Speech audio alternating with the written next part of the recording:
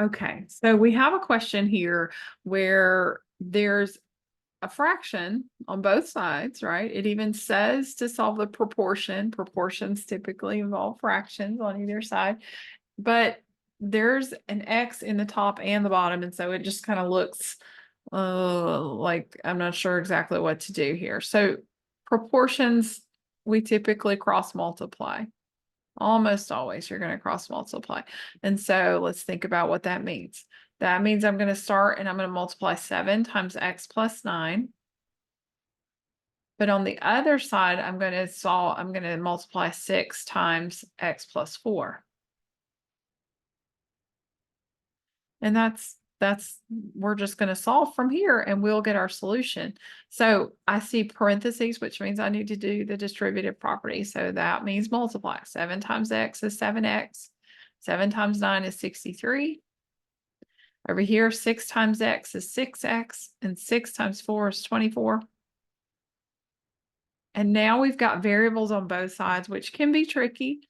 If you're not sure what to do, then find the number on the left side and make it 0. So 63, I would have to subtract 63 to make that 0. If I subtract 63 over there, I'm going to have to do that over here.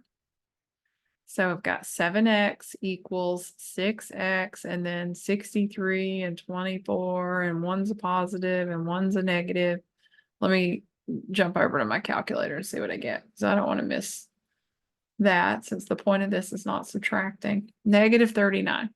Okay, minus 39. I knew it should be negative because the 63 is bigger, greater number, and it's negative. So, okay, now that you've done that, now start on the right side and subtract your variable. So the x needs to become 0. So that means minus 6x. And then I'm minus 6x on the left. So that leaves me with 1x equals negative 39. And that's the answer to this question. So let's think about why that is. And, here's like a way to check it, because oftentimes you do have to prove your answer by showing your work, like showing how to check and see if it's correct or not. So let me move this over if I can. It's not wanting to move. Why is it not wanting to move, I wonder? Okay. Well, it'll be all right.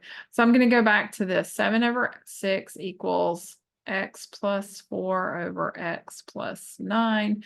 And we got that x is negative 39. So 7 over 6 equals negative 39 plus 4 over negative 39 plus 9. That's kind of interesting.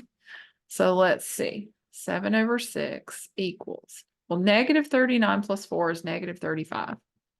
Negative 39 plus 9 is negative 30. I know negative divided by negative is positive, so I'm going to go ahead and just make that positive. And let's see if this will reduce to 7 over 6. Well, I think when I think about 35, I know that that is 7 times 5. And I know that 30 is 6 times 5. And if I cancel out my 5s, yeah, I'm left with 7 over 6, which is what that is. So it works. So that is a true statement. So x is negative 39 is the solution. I hope that helps you. I'll see you next time.